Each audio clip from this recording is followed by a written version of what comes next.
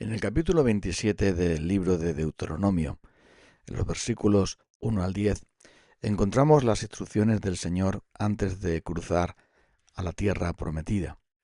Y les habla de la ley que debía estar inscrita en unos grandes bloques de piedra blanqueados, donde las palabras del Señor, los 10 mandamientos, iban a estar allí como testimonio. También les da instrucciones acerca de cómo debían adorarle, cómo debían presentar los sacrificios y cómo debían hacer el altar sin tocar ninguna piedra, tal como la naturaleza había formado las piedras, y así establecer la distinción entre su pueblo y las demás naciones que vivían totalmente en la superstición y en el paganismo. Y estas instrucciones del Señor también tienen para nosotros una gran utilidad, porque el Señor quiere que tengamos siempre presente su palabra. Por eso habla de esas grandes piedras que debían contener todas las letras, todas las palabras de la ley, de tal manera que todos pudieran leerla. Porque Dios quiere que nosotros podamos tener siempre presente su palabra para poder adorarle como es digno y hacerlo, por supuesto, de corazón y no solamente de labios. Y es por este motivo por el que Dios establece unas instrucciones acerca también del culto, de cómo debía ser el Señor glorificado. El gran regalo de la tierra prometida iba por fin a ser adquirido, a ser recibido por el pueblo. Habían salido de ese desierto terrible de incredulidad. Habían salido de ese desierto terrible de juicio, porque a causa del pecado habían estado por tanto tiempo en el desierto dando vueltas, pero finalmente llegaba el momento de cruzar a la tierra prometida, y recibir esa gran bendición era una gran responsabilidad, porque ellos debían entregarse a Dios por completo para poder disfrutar de la tierra prometida y honrar a Dios por ese gran regalo. Nosotros también hemos recibido ese gran regalo de la tierra prometida, de la vida eterna, del perdón de nuestros pecados, de la esperanza y la seguridad que tenemos en Cristo. Y recibimos muchísimas bendiciones también cada día. Y cuantos más nos otorga el Señor, más estamos obligados a entregarnos completamente a Él en fidelidad y amor a Él. No olvidarnos nunca de que realmente la salvación y todo lo que tenemos nos viene de su maravillosa mano. La tierra prometida estaba llena de abundancia y estaba llena de oportunidades y estaba llena de bendiciones, pero si ellos no vivían conforme a la palabra de Dios, entonces todo iba a ir mal. Y por eso les llama el Señor a la gratitud, pero también a la obediencia, a la fidelidad, a la lealtad. Ellos debían reconocer que a través de las ofrendas que todas las cosas venían del Señor. Debían hacerle ese homenaje de gratitud por todo lo que los bienes materiales, pero mucho más por ser pueblo de Dios. Es el centro del pasaje cuando realmente dice, ahora vais a ser pueblo de Dios. Antes también lo eran, pero ahora empiezan realmente a vivir esa nueva vida.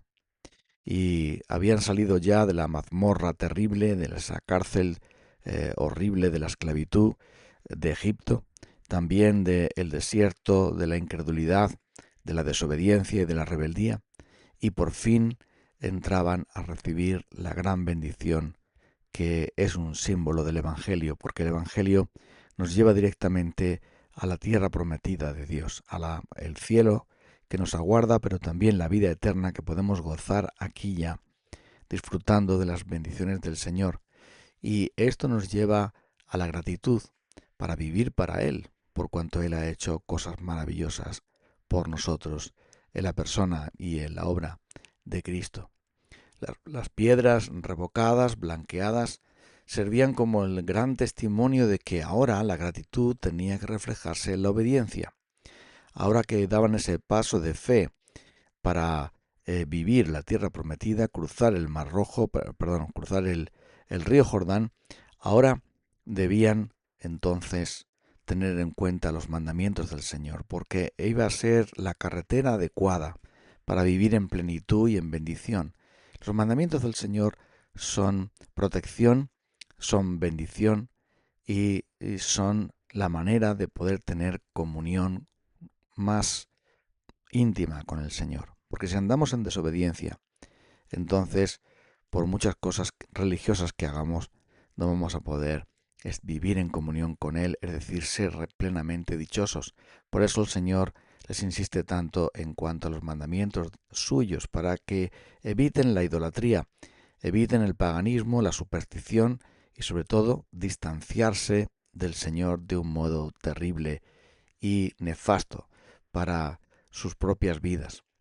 Así que el Señor les muestra que todos debían tener la mente en la palabra suya, en los mandamientos del Señor. Y así también nosotros debemos tener cada día nuestra mente en la palabra del Señor, porque de ese modo somos instruidos no solamente de lo que Dios quiere, sino también de cómo vivir en comunión con Él y disfrutar de sus bendiciones.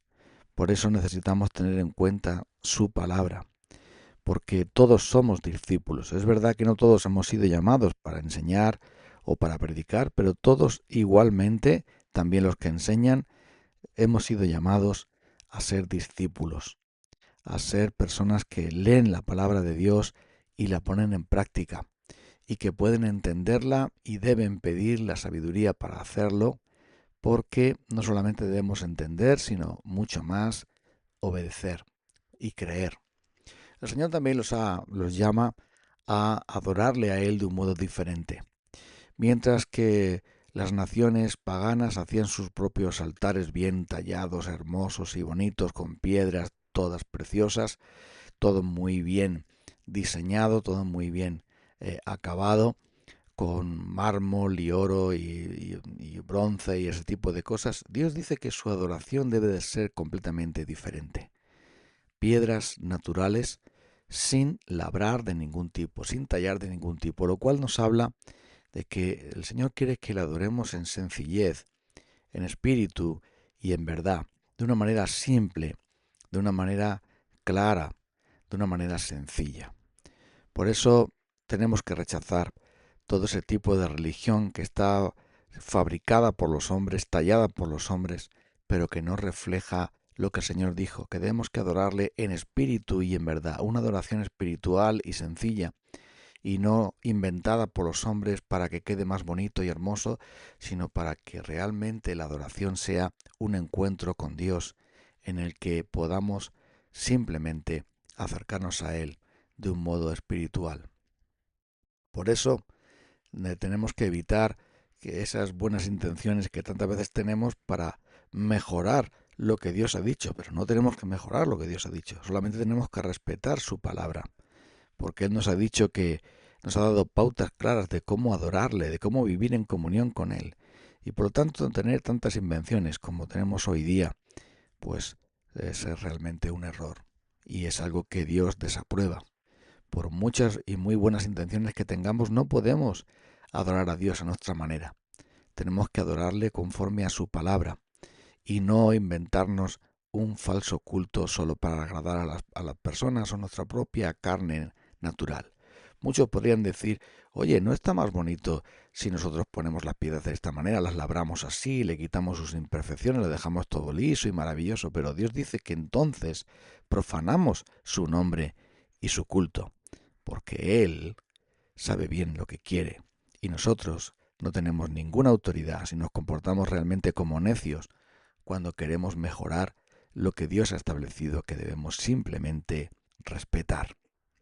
Así que en el Antiguo Testamento nos deja bien claro que el Evangelio, que la palabra de Dios, que lo que el Señor nos ha dado es suficiente y simplemente tenemos que respetar esto, porque es verdad que el Antiguo Testamento es la sombra de lo que va a venir, de la plenitud del Evangelio, pero ya nos da unos primeros inicios, nos pone las raíces, el fundamento de lo que tiene que ser la adoración a Dios, no siguiendo tradiciones humanas ni invenciones humanas, sino adorándole como Él quiere, en unidad de fe, de sencillez, buscando la adoración sincera y auténtica y no el ritualismo ni ninguna de las cosas que los hombres se inventan.